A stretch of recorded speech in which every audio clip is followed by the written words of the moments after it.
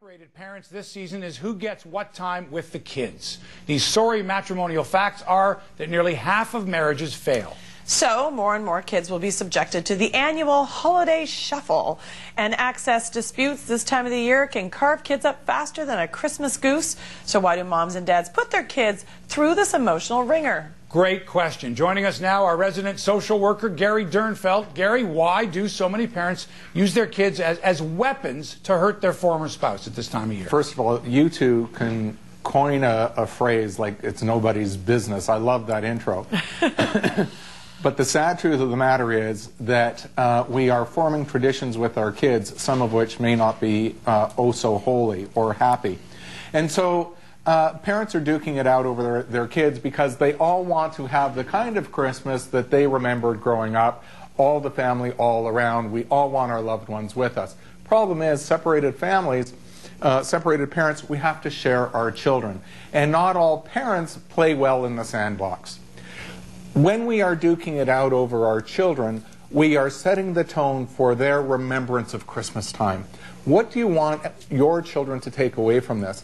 Is Christmas time truly a time of joy, or are your children going to come to shun Christmas because that was the time that the parents were most at conflict?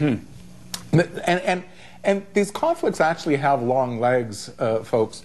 What many parents don't realize is that as the kids grow up and they get fed up with the parents duking it out, you know, they vote with their feet. And so parents who duke it out over Christmas with the wee ones, they may win the battle, but they lose the war, which is a lifelong relationship with their kids. These are the kids that come Christmas wind up heading down south saying, we're just not here. But really, that's to avoid both mom and dad and all this today's nonsense. Everything you're saying is completely logical, and you know that quite often, you know, men and women really cherish Christmas, and this idea of waking up in the morning without their children with them is really hard to deal with. So it's like if one person is, I guess, the bigger person, then they would relinquish Christmas to the other, and that's not always going to happen. So how do you recommend couples actually deal with this crisis of who gets the kids? Right. So interestingly, the bigger person who steps up and does relinquish Christmas, that's the wiser person, because they wind up cementing the lifelong relationship with their child. The children grow up and they come to realize, hey, it was always mom, or hey, it was always dad who took the fight out of Christmas such that we can enjoy it, and therefore I'm more endeared to that person now that I can make decisions on my own. Having said that, if you're going to be two kids in the sandbox, what we recommend is the same thing we recommend to the children fighting over a ball. Take turns.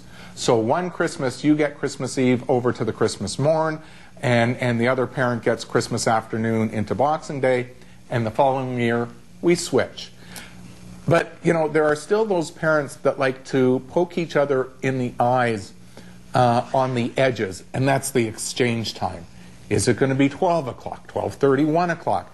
And if we're not happy with those times, am I going to withhold, you know, it was supposed to be 12, but I still don't show up till 1 o'clock. That's when the police get called. I cannot imagine for these children a Christmas memory that includes being transferred between your parents by the police. Come on. Gary, at this time of year especially, one parent may feel, you know, I'm going to get my kids to love it here. They're going to want to stay with me as opposed to the other spouse.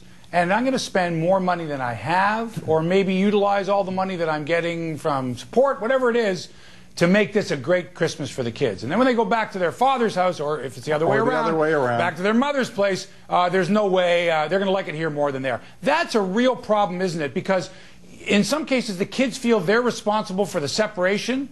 And you want to win, you want to curry favor with your own kids, and at the same time you don't realize that you're really sticking it to your ex-spouse. Right, and you know what? You're really not sticking it to your ex-spouse. All you're doing is indulging your own child such that they grow up to be self-righteous, egocentric, they think the world revolves around them, and if I can't have my parents enjoy, at least I can have the trappings of their conflict, which are these goodies. Yes. So, you know what? I'm going to learn to play that.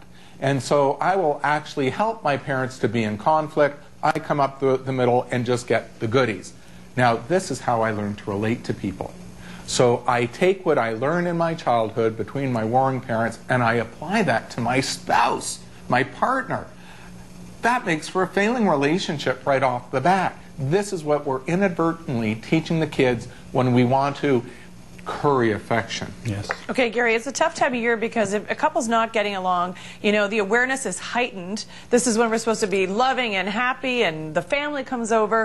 It doesn't always work out that way, and sometimes people wake up after the holiday saying, that's it, I'm not going through that again, I want a divorce. Should people, do you think they need to wait a little bit longer and not rush into anything? Well, you know, we always want to make these tough decisions with more presence of mind and not just hastily. So we have to separate what we feel from what we think. And that's quite a struggle. A lot of people think, just because I have a feeling, it makes it right to do something. No, you can have a feeling, but we still have to think through our actions and hopefully act in such a way that doesn't exacerbate those feelings on either side. Well, it's quite a time of year for a lot, but for those parents that have kids and are considering or have already broken up, it's especially difficult for the kids. Love your kids more than you hate your ex. Well put. Gary Dernfeld, thanks so much. If we don't see you before the holidays, have a Merry Christmas, Happy New Year, best of the season, and we will see you in 2013. I think you covered it all. Yeah. All the best, thanks, guys.